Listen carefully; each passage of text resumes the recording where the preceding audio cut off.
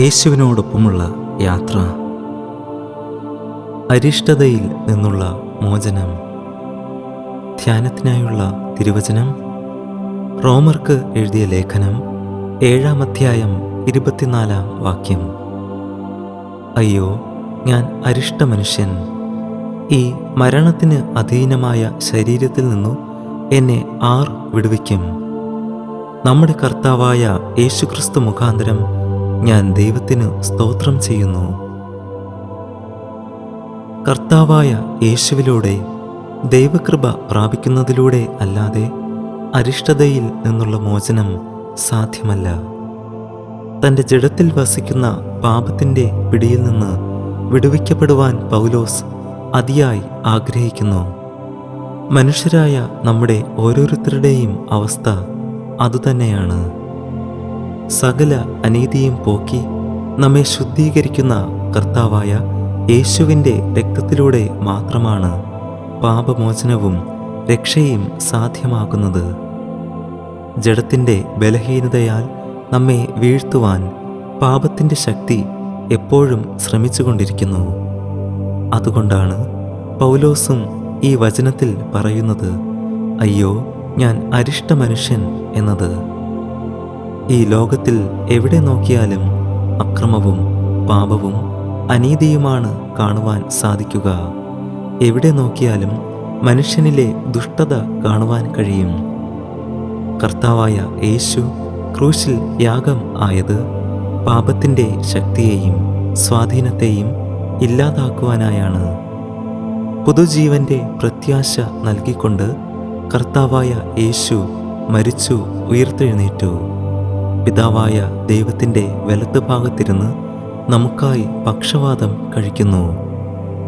എബ്രായർക്ക് എഴുതിയ ലേഖനം 7-ാം അധ്യായം 25-ാം വാക്യം നമ്മെ ഇങ്ങനെ പഠിപ്പിക്കുന്നു.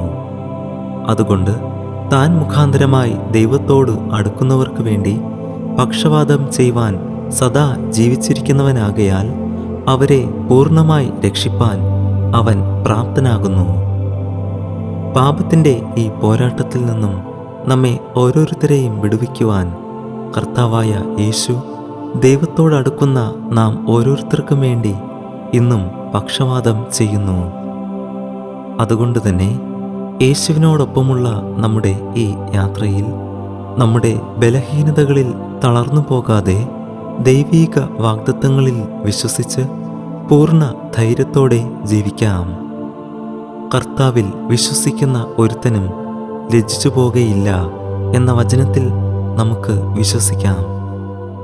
അതുകൊണ്ട് കരുണ ലഭിക്കാനും തത്സമയത്ത് സഹായത്തിനുള്ള കൃപ പ്രാപിപ്പാനുമായി നാം ധൈര്യത്തോടെ കൃപാസനത്തിന് അടുത്തു ചെല്ലുക. ദൈവകൃപ നമ്മെ ശക്തീകരിക്കും, നമ്മെ ബലപ്പെടുത്തും. നമ്മുടെ നീതിയും നമ്മുടെ രക്ഷയും എല്ലാം കർത്താവായ യേശുവിൽ ആകുന്നു എന്ന് ഈ നോമ്പിൻ്റെ ദിനങ്ങളിൽ ഒന്നുകൂടെ നമുക്ക് ഓർക്കാം. ദൈവകൃപയ്ക്കായി നന്ദിയോടെ ജീവിച്ച് എപ്പോഴും ദൈവത്തിൽ ആശ്രയിച്ചുകൊണ്ട് ജീവിക്കാം. നമുക്ക് പ്രാർത്ഥിക്കാം. പരിശുദ്ധനായ ദൈവമേ, ഈ പുതിയ ദിവസത്തിനായി ഞങ്ങൾ അങ്ങേക്ക് സ്തുതിയും സ്തോത്രവും അർപ്പിക്കുന്നു. ഞങ്ങളുടെ ബലഹീനതയിൽ തികഞ്ഞു വരുന്ന അങ്ങയുടെ ശക്തിക്കായി നന്ദി പറയുന്നു. ഈ ലോകത്തെയും പിശാചിനെയും അങ്ങയുടെ വചനത്താൽ ജയിക്കുവാൻ ഞങ്ങളെ ഓരോരുത്തരെയും ശക്തീകരിക്കണമേ. ക്രിസ്തുവിലൂടെ ഞങ്ങളെ ജയോത്സവമായി നടത്തുന്ന കൃപയ്ക്കായി നന്ദി. അങ്ങയുടെ സന്നിധിയിൽ താഴ്ത്തി വിനയപ്പെടുത്തുന്നു. കർത്താവായ യേശുവിൻ്റെ നാമത്തിൽ തന്നെ ആമേൻ. ദൈവം നമ്മെ അനുഗ്രഹിക്കട്ടെ. God bless you.